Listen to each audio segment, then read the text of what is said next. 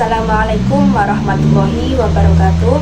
Perkenalkan, nama saya Atabina Nuja Fauzia dengan NIM 060407230067. Prodi PGMI kelas C semester 1 Universitas Islam Negeri Sunan Ampel, Surabaya. Di sini saya akan menjelaskan tentang hadis pada masa sahabat. Apa sih pengertian sahabat itu? Nah, pengertian sahabat secara etimologis merupakan masdar dari bentuk kata kerja yang berarti berkawan, berteman, atau menemani. Sedangkan secara terminologis terdapat beberapa pendapat tentang definisi sahabat. Ada pendapat yang serupa dan ada juga yang sama sekali berbeda.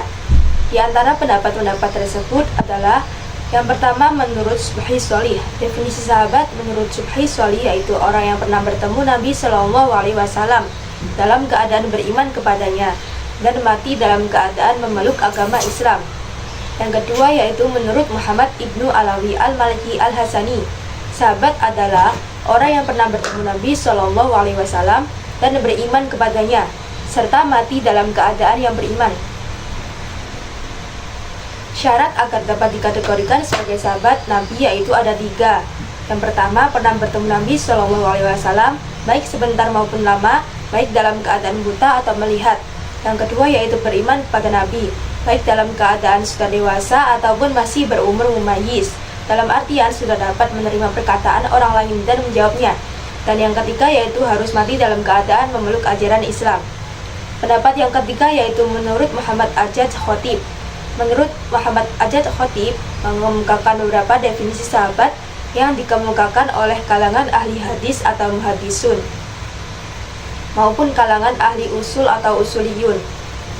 Definisi sahabat sebagaimana dikemukakan kalangan muhadisun itu mencakup pengertian secara umum dengan mempersyaratkan usia mukallaf.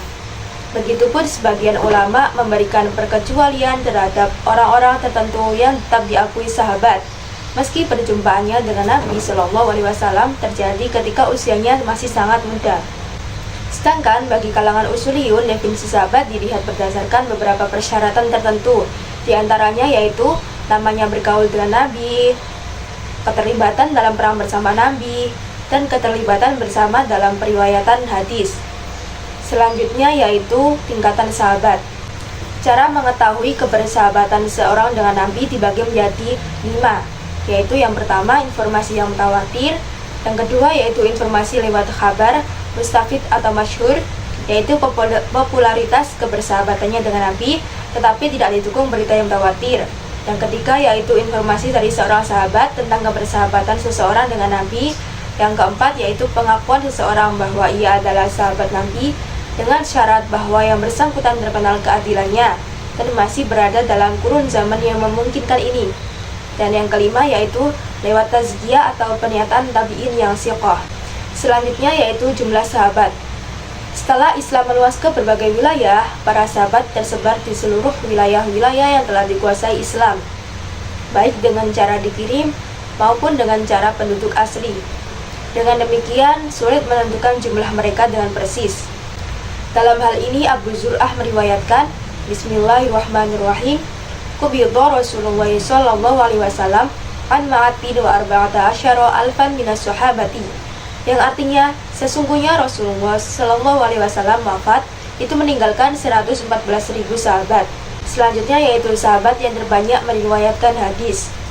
Periwayatan hadis yang dilakukan para sahabat tidak sama antara satu dengan yang lain. Sebagian ada yang hanya meriwayatkan 1 atau 2 hadis, tetapi ada juga yang meriwayatkan puluhan, ratusan, bahkan ribuan hadis. Tingkatan sahabat Nabi yang terbanyak jumlah periwayatan hadisnya oleh Subhi Sholih adalah sebagai berikut. Yang pertama yaitu Abu Hurairah yang meriwayatkan 5.374 hadis.